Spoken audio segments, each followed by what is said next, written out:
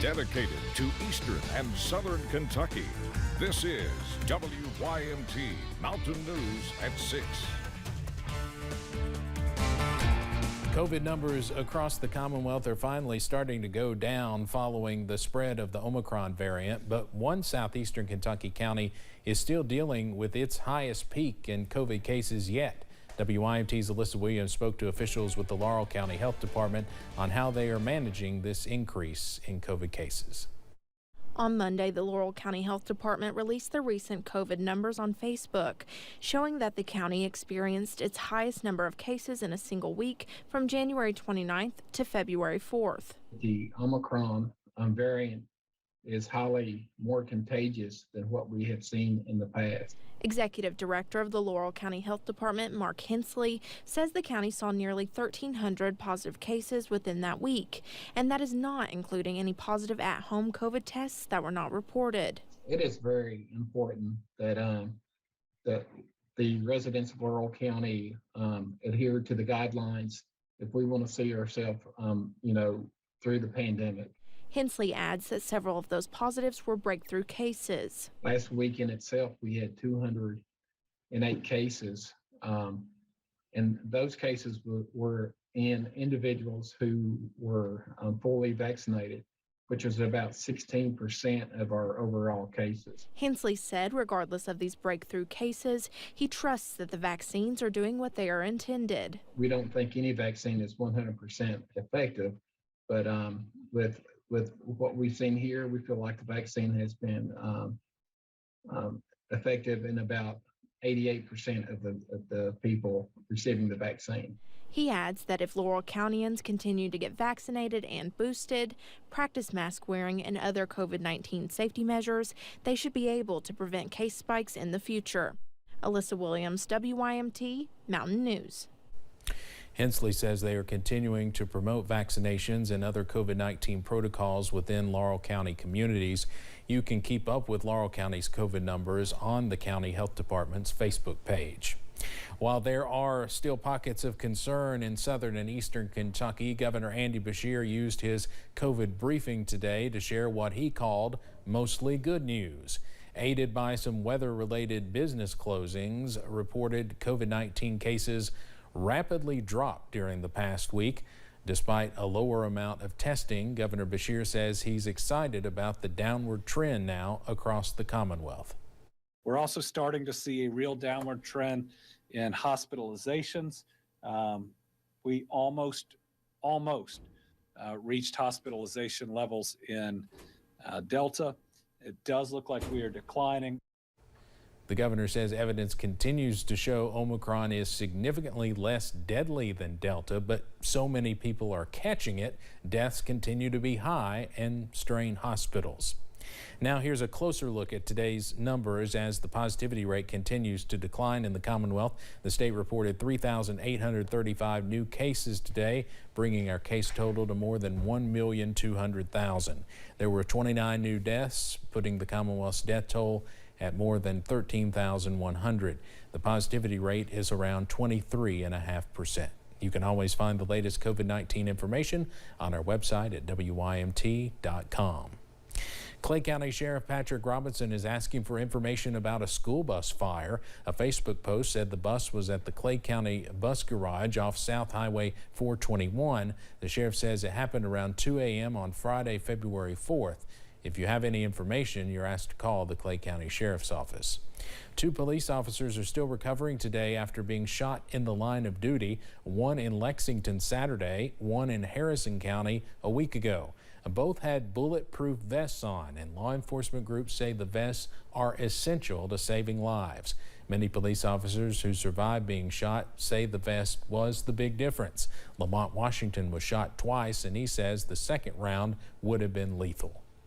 The impact point when we got to the hospital on the MRI was directly on my subclavian. There is no way to tourniquet that. An organization called Supporting Heroes plays a big role in law enforcement officers' funerals, and they are thankful that 2 more names are not being added to this list.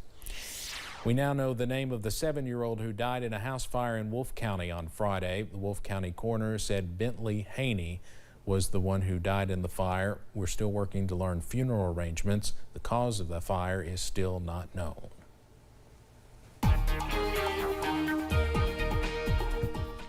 Well, a beautiful day, at least a beautiful looking day around the mountains today. Plenty of sunshine, just a few high clouds to worry about, and even then, worry is a strong word for what happens when you see those clouds. Otherwise, it looks pretty nice.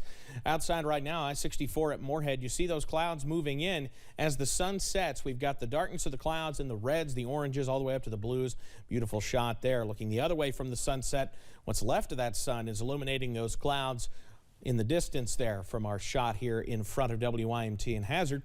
Outside, well, it's been a rather pleasant day by February standards, and we still are right around average for where we should be as Pine Mountain ticks down into the upper 30s. Our first station to be in the upper 30s this evening. Many of us, though, remain in the middle to upper 40s right now. Wise the exception at 41, and of course Pine Mountain now sitting at 39. Pinpoint Doppler, it's a clean sweep, just like we've been seeing the past couple of days. And we'll continue to see that tonight. Partly cloudy skies, mid-20s for overnight lows tonight. We got some slightly milder conditions on the way, but sunshine's going to be the big story, and I'll have the details on that coming up in just a little bit. Steve? Evan, thank you. Kentucky Transportation Cabinet workers are sharing a warning about those beautiful icicles you might still be seeing in parts of our region. Officials warn on their Facebook page that melting icicles can cause issues along highway rock cuts. While of course pretty to look at, when the mercury climbs, the icicles melt and large chunks of ice can fall onto road surfaces, and they sometimes bring rocks along with them. Officials are asking drivers just to be on the lookout while on the roadways. During a new Issues and Answers tonight, I sat down with Shaping Our Appalachian Region, or SOAR Executive Director Colby Hall, about the organization's first ever mini summit. It kicks off 1 month from today in Ashland. WYMT's Dakota Makris tells us what it will focus on. Shaping Our Appalachian Region is known for its summits, bringing ideas together from different panelists on how to better Eastern Kentucky, with a recent summit last year in Corbin. You know, we had over 1,500 attendees that registered. We had over 24 speakers, over 100 booth exhibits, our first ever outdoor booth exhibit hall. The first ever mini summit will be held in Ashland on March 7th and 8th.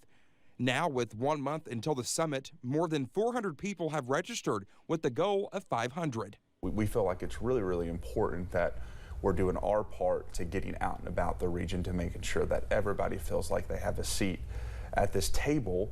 That's going to be important for pushing the entire region forwards.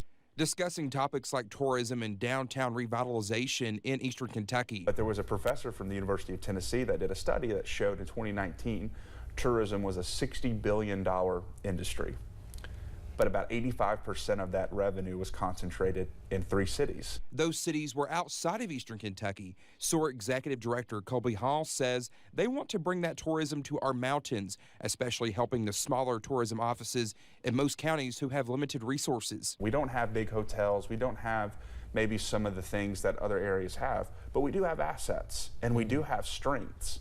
So how do we play those to the best of our ability? Wanting to showcase the beauty Appalachia has. In Hazard, Dakota Makris, WYMT Mountain News. Jim Host will be the keynote speaker at the summit. That was just announced today. He's a well-known figure in sports, marketing, and business, and grew up in Ashland. You can catch Issues and Answers tonight at 7 o'clock right here on WYMT.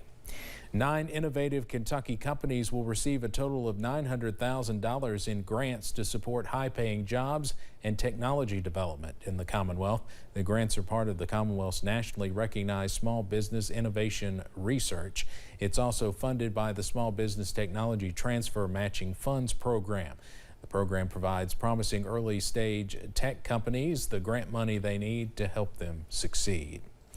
Are you still searching for a Valentine's Day gift? Well, why not provide your Valentine with a Trooper teddy bear? Here's a picture posted by Kentucky State Police on their Facebook page earlier today.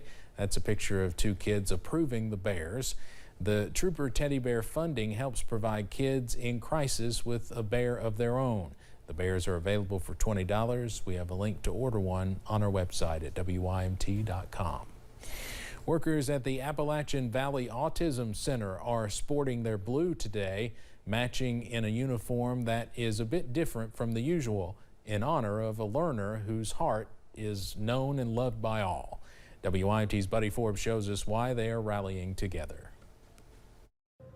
And we know that Huck is brave with every beat, and he has been since before he was born. Huck Frazier was born with the heart of a fighter. Even Huck getting into this world was a fight. So he is nothing short of a miracle. The 3-year-old son of Lindsay and Blake Frazier has congenital heart defects, undergoing his first open heart surgery at 5 months old, the first of 11 procedures. You'll see like all of the stitches and all the places where they've had to cut and paste and make Huck's heart into something that can function for his body. After one traumatic visit to the hospital, Huck started changing, losing his words and parts of his personality, as the Fraziers feared they were losing their son. He ended up kind of going away. He was soon diagnosed with autism, and the family found hope at the Appalachian Valley Autism Center. We like to say that he's an old soul. And with that hope, they found Huck. The Huck that we knew before is coming back to us. Now, as he prepares for the final surgery to help his heart reroute blood flow to his lungs. And knowing that he's had this surgery, and hopefully it'll be the last major surgery that he has to undergo,